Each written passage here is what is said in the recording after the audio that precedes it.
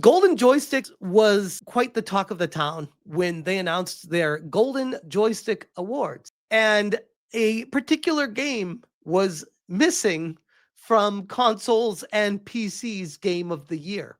Expedition 33, when it came to the best game for PC and the best game for console, is not even listed. Now, for full context and full disclosure, they have not announced their overall ultimate Game of the Year contenders or whatever games yet.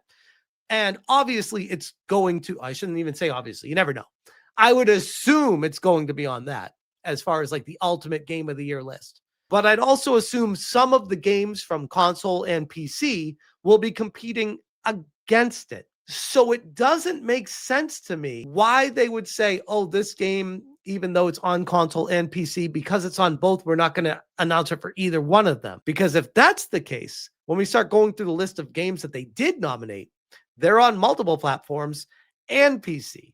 So it's like, doesn't make any sense when you start comparing it to the other games. But anyways, Golden Joystick says, voting is now open for the 43rd Golden Joystick Awards, which, by the way, all award shows are a complete joke.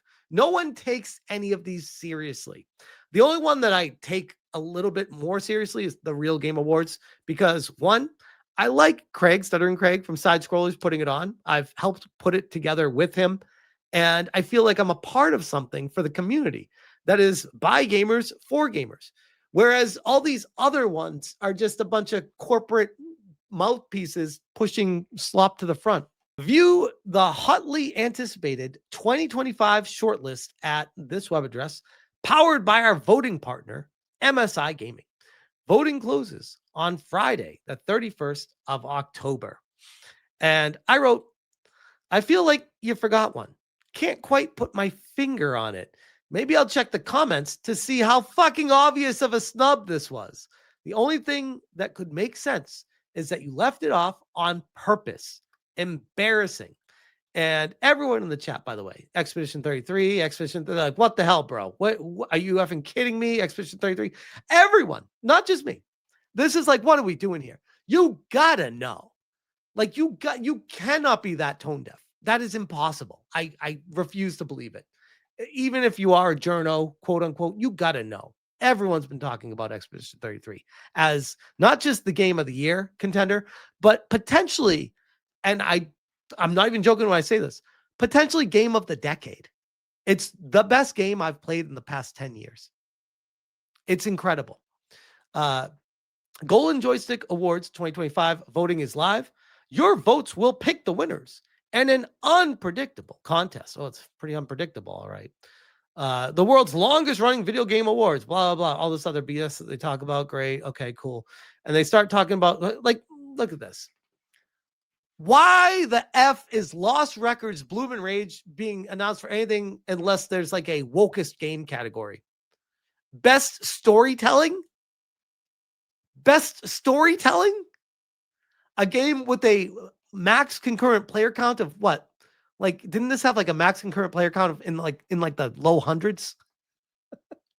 What are we doing here? But Clair Obscure is listed there, which is cool. And you have a whole bunch of articles that are coping really hard right now that are like, oh, don't worry, guys, because Expedition 33 is receiving the most nominations at the Golden Joystick Awards, which is, as we know, completely meaningless if you're not listing it as the Game of the Year. That's the one people actually care about. Why would they name it in best sound, best story, best graphics, best whatever, but not best game? How could it has that? How could it have everything else and not be the best game? That doesn't make any sense at all. At all. The list of them for the PC Games of the Year and Console Games of the Year. Clair Obscure Expedition 33 leads Golden Joystick Award 2025 charge with most nominations. List of nominees. Here we go. PC Game of the Year. Hollow Knight Silksong. Weird. Pretty sure, I mean, correct me if I'm wrong, pretty sure Hollow Knight Silksong is available on every console and PC. Just like Expedition 33. Even though Expedition 33 is not even on Switch. It's not even all consoles. So if anything, Silksong is more available. The Altars, which, what? Kingdom Come Deliverance 2, Peak, Abiotic Factor, and Dune Awakening, which, by the way, Kingdom Come Deliverance 2, also available a bunch of different places as well. Console Game of the Year, Donkey Kong Bonanza. I was like, okay, you know what? I get it. They're going with main IPs that are exclusive to console. The very next one, Monster Hunter Wilds, the game that's on everything. Gotcha. Ghost of Yotei, of course. Of course. Just came out. You got to have Ghost of Yotei showcased here. Death Stranding 2 on the beach. Again, another everywhere game. Sonic Racing Cross Worlds. I believe that is also everywhere. Mario Kart World, Nintendo exclusive. So on this list, we got Donkey Kong and Mario Kart World. Everything else, and Ghost of Yotei, I guess right now. It will be on PC eventually. But the other three, so 50% of these titles are available on PC and console. So again, I ask, where is Expedition 33 on this list? I even went to ChatGPT to be clear. I'm like, what qualifies as a console game of the year for Golden Joysticks? Couldn't find publicly documented, but what we know, release window, platform console classification, nomination and shortlisting, voting, category existence. What we can infer, the game must be released on one or more consoles or be a console version. Doesn't necessarily mean exclusivity, multi-platform games, console plus PC. There you go. Why is Expedition 33 not listed there? How can it have the most nominations and not be listed for best game of the year for console? There's two reasons for this. One, they are purposefully ignoring it because it goes against the message and they can't have that game win best game. Or two, they don't want it winning everything because they know it's going to win the ultimate game of the year. So they want to give other games a chance to win something else.